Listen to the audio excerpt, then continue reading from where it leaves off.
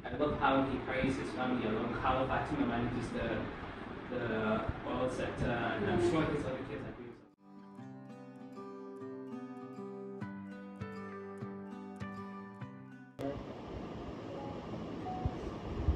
him. Hello everyone and welcome to Unfiltered Journeys. My name is Abdurrahman and with me is Fatma, and welcome back to our channel.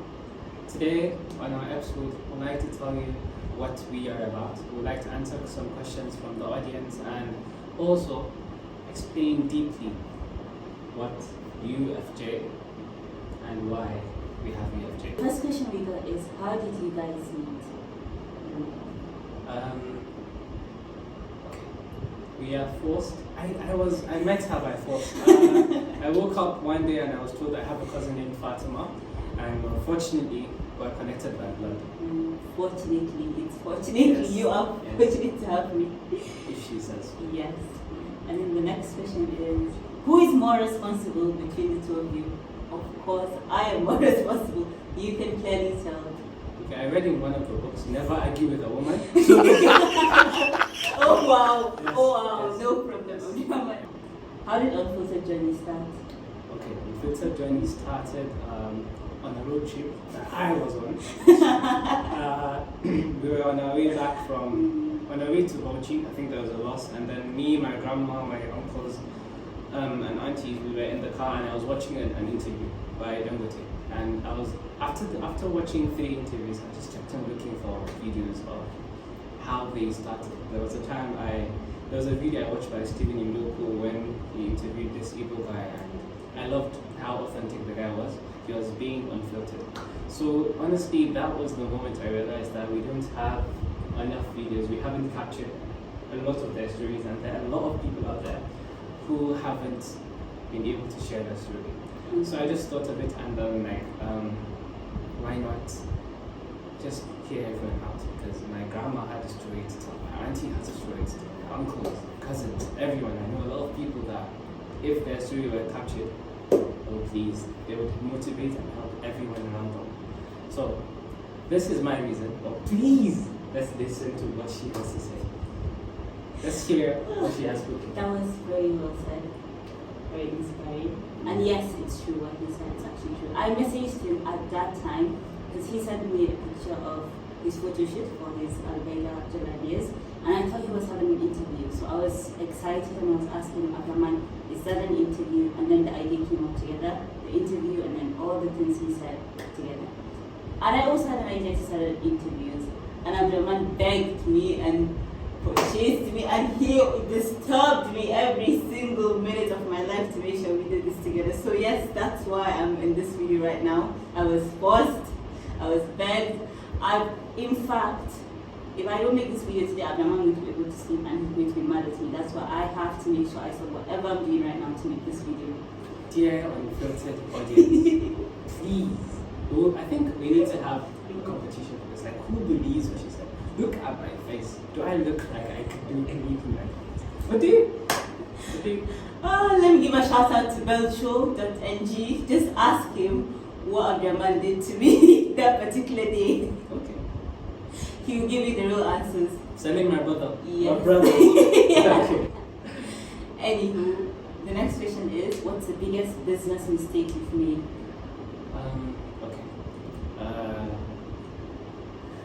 The biggest mistake I have made, I'm still making. I have a problem with procrastination, and I have this little shyness thing. So unfortunately, I could wake up today feeling so motivated.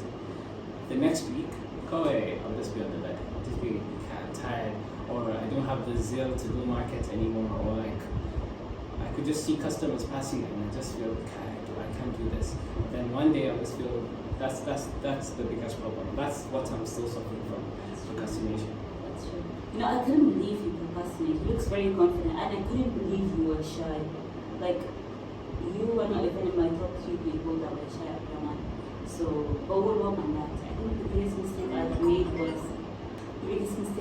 was not failing fast. I kept procrastinating as well. Like, I don't want to fail. I'm scared of failing, so I try to completely avoid what I should do, especially for my YouTube. Like, I don't want to make videos that are not up to my standard. Also perfectionism. I wanted everything to be perfect before I could post or if I could do it, and then it stops me from achieving what I want to achieve. But we're learning. This story may make her seem like a serious businesswoman, and I wish you'd meet her. Well, let's go. You are very funny, Abdurrahman. Okay, what's one business you really want to start together? One business I really want us to start. Wow. Okay. That's a good question. But I think a school. Oh. Yeah. Fatima is amazing with kids, and she has this. She is really. I don't know. She has this active vibe. Anyone who's around her is always happy and funny and enjoying the moment. So if Fatima was in a school environment, every single person would love it there. Maybe there'll be a possibility that if I and Fatima can school, that school will be fun and there won't be any problems. Because I think I have the ability to manage such an institution, and she working along with me, not of course not alone, working along with me can make that happen. Yeah, I think I love that idea. Maybe we should take this video and keep it for when we open the school. Yes, I could see it. The mind schools. That would be really nice. Okay, so what's the weirdest? Oh, by the way, for my answer, I thought we're going to do something real estate. We're going to build a lot of real estate houses. We're going to do it. Wow.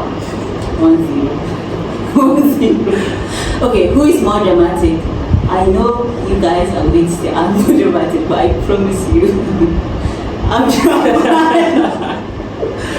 He's one hell of a dramatic person. Like, he does not look it, but he is extremely dramatic. He is the most dramatic person after Fatima.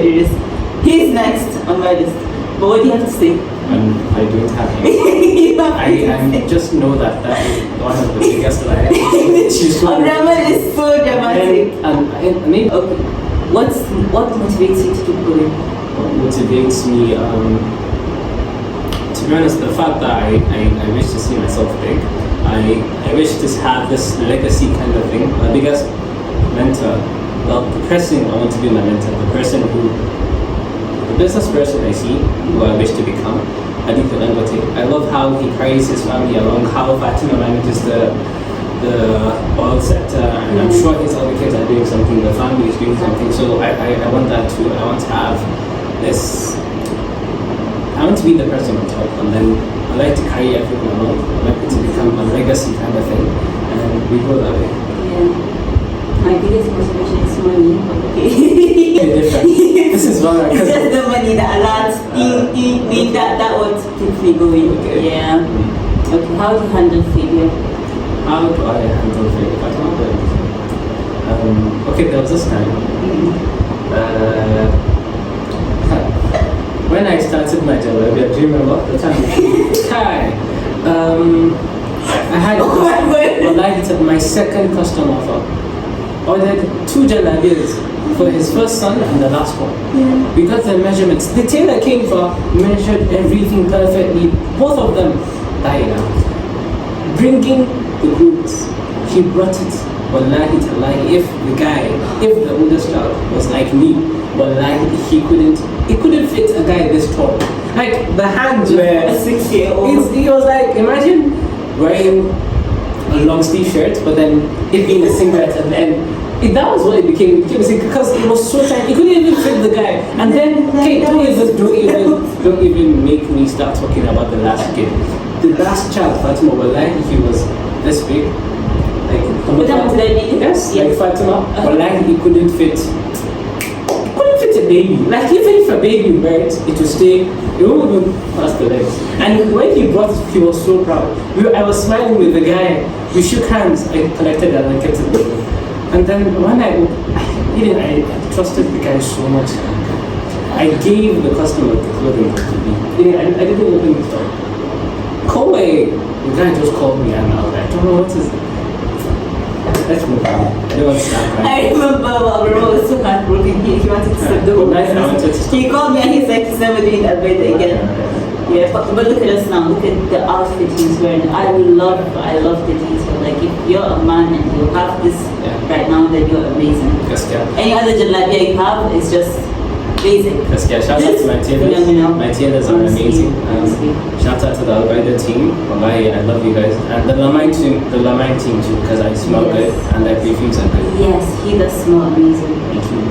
And then. Wallahi, this is the first time she has spoken to my tenant today. So next question. And then the last question is, how do you stay motivated when things are slow? These questions are similar. Or let's say motivated. Honestly, I don't. Whenever things are going slow, I don't. I just go and think about it. I complain, I nag. I go to my mom, I complain. She tells me, oh, keep going. And then go to my dad and complain again. I just keep complaining. I know that I'm not going to give up, but at least I keep nagging about it and I feel better about it when I nag. Yeah. It's like, sometimes I ask ChatGPT to roast me or give me like harsh motivation. I love ChatGPT's harsh motivation. I write it down and whenever I read it, it's like nobody cares about you or people don't care whether you are happy or you're sad or the business isn't going well. People just want the end product. So when I read it, I'm like, oh yes, that's true. So I need to just keep going. So that's it. For example, we almost closed the shop yesterday. I know. It is overwhelming and it's frustrating. Every single thing that is supposed to go wrong is going wrong. You get me? Like I did all the risk analysis, all the risk management, but it's still going wrong. Like everything is happening fast. So like we're just gonna close it. But look at us now. Thursday, happy, smiling, trying to manage the stress. So I just kept nagging and I slept off and woke up and I napped again.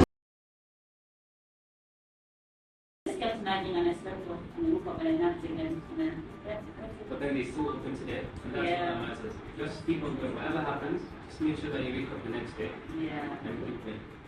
That's all for our questions. But I do have questions for you. Okay. What does success mean to you? Success, what is it? What it means to me is what I envision for the future. And I envision this kind of thing that whatever I say, whatever I wish for, whatever somebody else wishes for, I can make it happen. Like moments and times where I would like to travel, and then I'll be like, when we go out on our way to the airport, in Abuja airport we have this side to go to the international departure and there's a special road for the private jets. So I wish for when we go to the airport, when we're going, when they're on their way to traffic to the left, I say, okay, no, this way.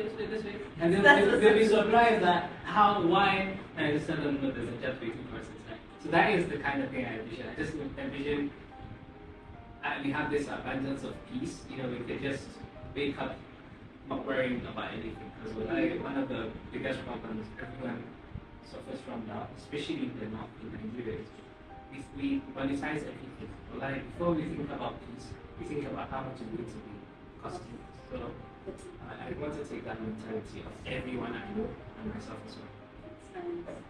Yeah. That's what the question is. Having a choice. Having a choice whether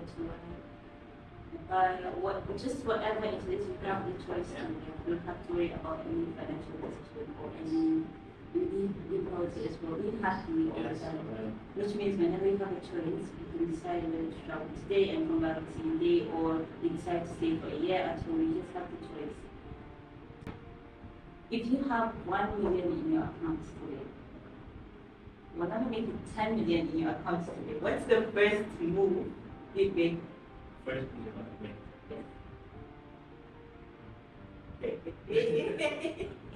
See, this is probably people's mentality. Alright, just answer the question. Okay. If I have 10 million, I'm going to invest. Because you're probably going to inspire others that you have the money in their accounts. I'm going to invest it in someone. Like that, a lot of people starting up. The only thing they need is the funding. Immediately they get the money, they could bring back your money back, and also you could help them grow. So if I have 10 million, I'm going to invest in the city, in iPhones. If I had the mega, I'm going to invest in iPhone. That's amazing. Grow together, they would grow, and I would grow along with them. And when the money multiplies, keep on going together. That would be nice. That's very nice. By the way, I'll be going to Dubai if I have some money in my account. And I'll go and enjoy and take a week off because I need a break. So yeah, that's what I'm going to do. Just travel, enjoy, rest, then come back. Because you know the good thing is, whenever I'm well rested, I think better. Okay. My ideas, you know, they are worth millions of dollars. So I generate more ideas when I'm happy and when I'm well rested. And there's no better place to be happy than in Dubai. So I'm going to invest in Dubai, in my happiness in Dubai. And then think of how I'm going to make the dollars and then come back and make it. Do you know that Langote didn't like the 322 was it last year? He didn't know that he was rich. He didn't know that it was 322 years ago. Was it last year? He went to the bank. He deposited money. Wait, he withdrew money. Yeah, put it in the trunk of his videos. car. Yeah. And he left. And he went to open it, and then finally understood that It it was hit him. finished. Exactly. How old was he then? You should be. That was like 2 years ago last year. So his whole life, Langote has been the richest man in Africa. And he just realized it 2 years ago. So because of Fatima and how she is, 10 million naira is the limit for her. So if you want to buy Fatima, bring 10 million naira, ticket to Dubai. I thought you were being nice, Abdurrahman. Like you actually being nice at first. I don't have anything to say.